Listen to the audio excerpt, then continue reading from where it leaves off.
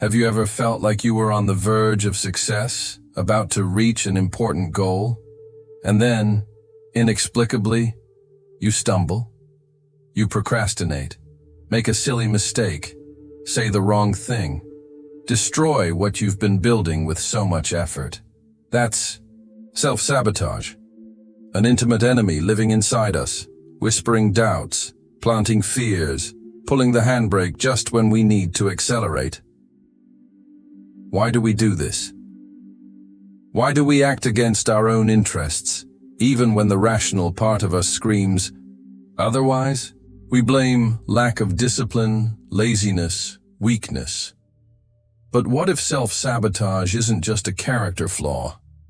What if it's something deeper, a coded message, a hidden voice coming from the depths of our unconscious? What if great thinkers like psychologist Carl Jung and philosopher Friedrich Nietzsche, masters at uncovering the dark corners of the human soul, held crucial clues not only to understand, but maybe to silence this sabotaging voice? In this video, we'll dive into the enigma of self-sabotage. We won't offer easy solutions or motivational tricks. Instead, we'll explore the psychological and philosophical roots of this behavior. We'll listen to what Jung says about the invisible forces of the unconscious and what Nietzsche reveals about will and resentment that can lead us to act against ourselves. Get ready to confront the hidden voice. The journey to understand and overcome self-sabotage starts now.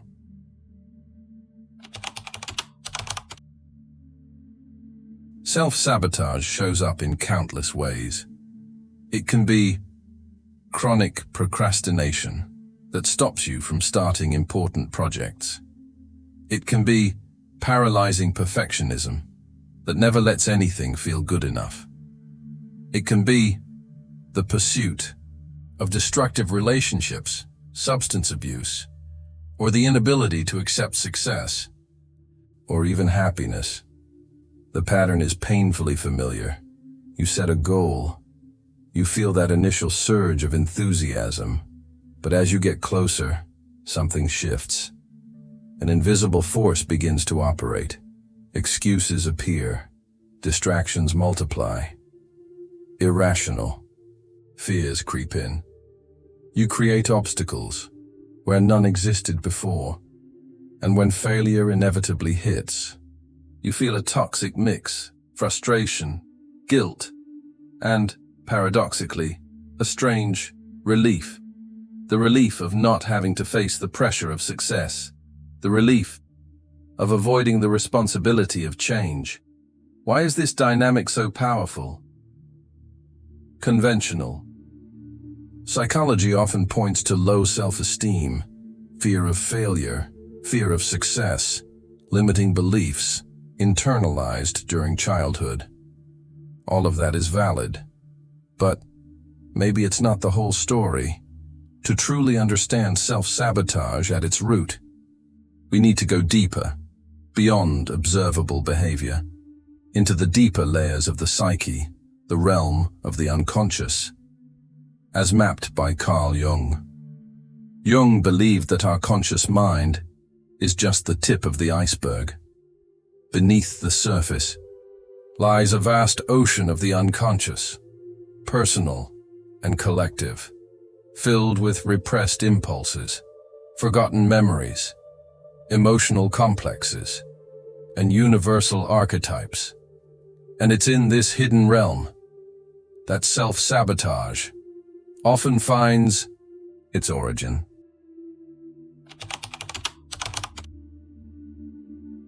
For Carl Jung, self-sabotage is rarely a conscious act of self-destruction. More often, it's the manifestation of unresolved conflicts within the unconscious. Two Jungian concepts are especially relevant here: the shadow and complexes. The I. Shadow is the archetype that holds everything we reject in ourselves, traits we consider unacceptable, inferior, or bad. And so, we repress them into the unconscious.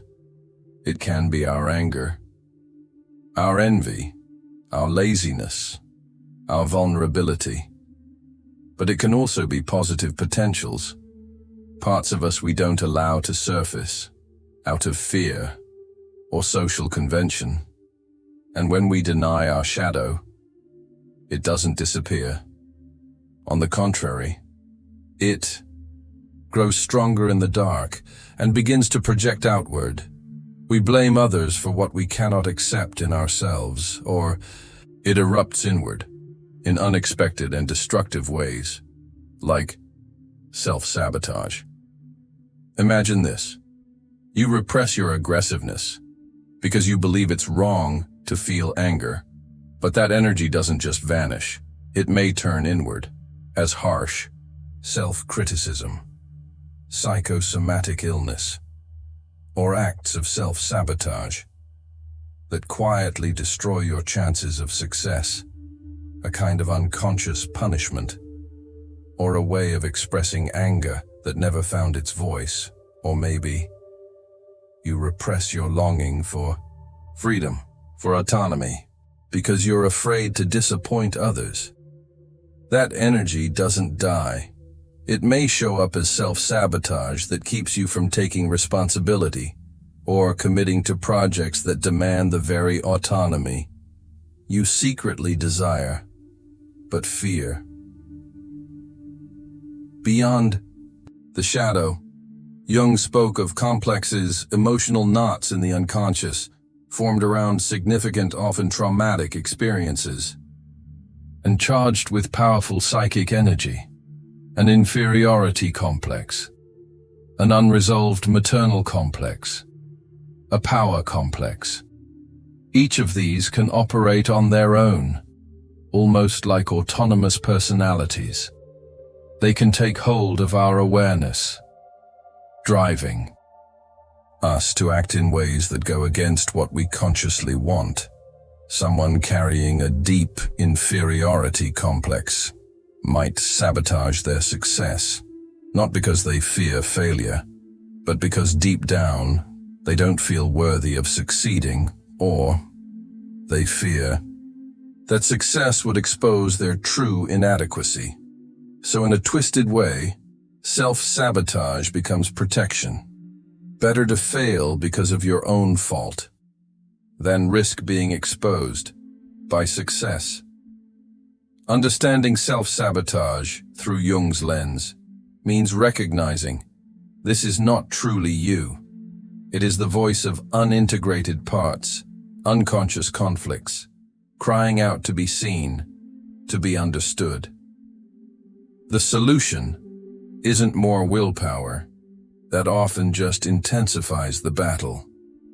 The path is to turn inward with courage and honesty, to listen to the voice beneath the sabotage, to ask, what is it trying to say?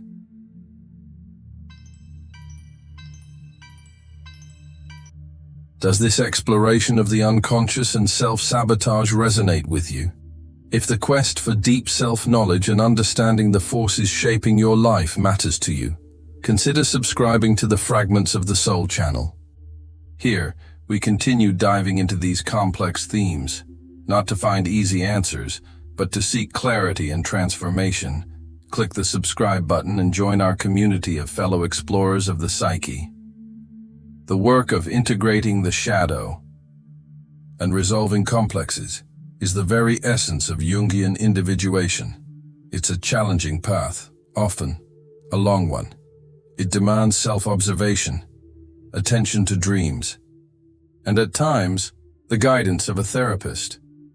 But it's a path that holds promise, not just for reducing self-sabotage, but for increasing a deeper sense of wholeness and authenticity. Yet, self-sabotage carries another layer, a deeper one, philosophical dimension that Friedrich Nietzsche explored with visceral intensity.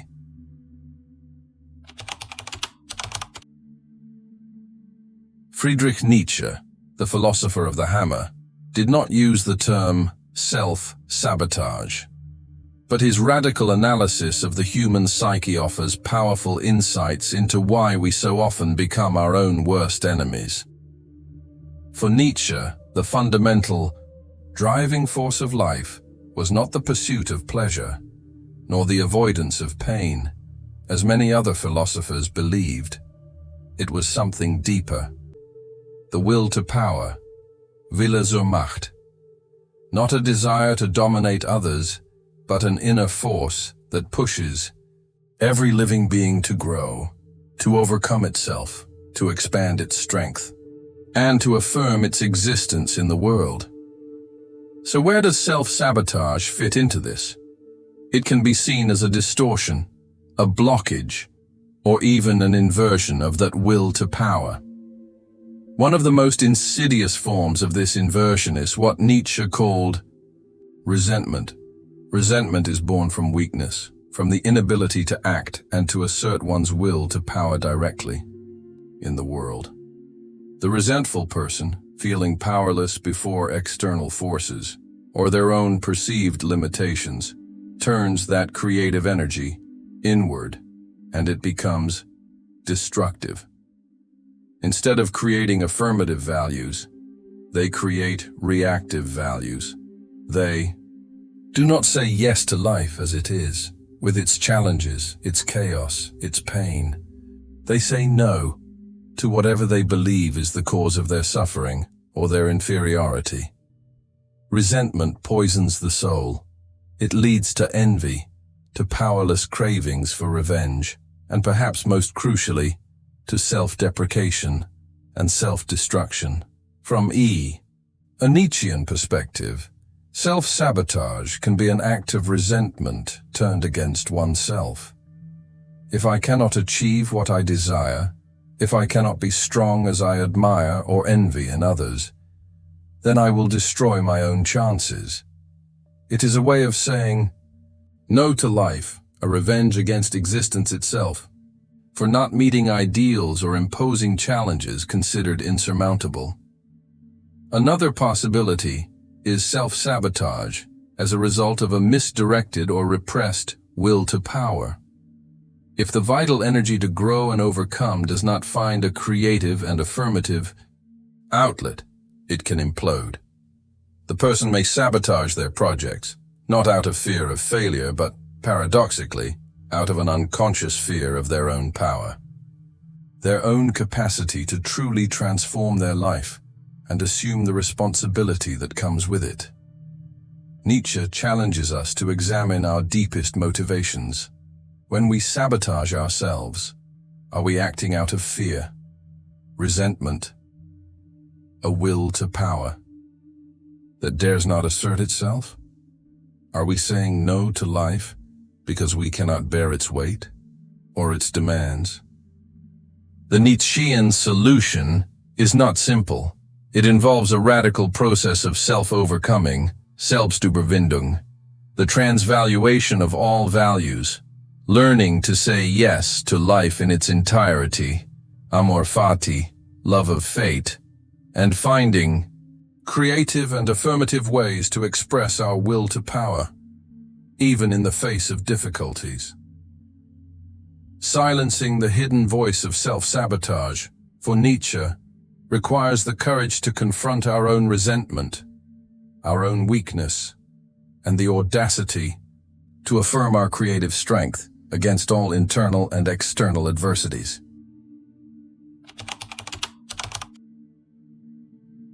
So, how can we use these profound perspectives from Jung and Nietzsche to deal with self-sabotage in our lives? The first and most crucial step is to change our relationship with sabotage. Instead of seeing it as an enemy to be fought, or a flaw to be fixed with more effort, we need to start seeing it as a symptom, a message from our unconscious or from our distorted will to power. When the sabotaging impulse arises, instead of fighting it or blaming yourself, ask, what is this part of me trying to tell me? Jungian perspective. What fear, desire, or aspect of my shadow is manifesting here? What unconscious complex has been activated? What is the function of this sabotage? Is it protecting me from something? Fear of success? Fear of responsibility? Fear of intimacy? Is it expressing repressed anger or frustration? Is it punishing me for something? Am I acting out of resentment? Nietzschean perspective. Am I saying no to some part of my life or myself? Am I envying or feeling inferior to something or someone? Is my will to power blocked?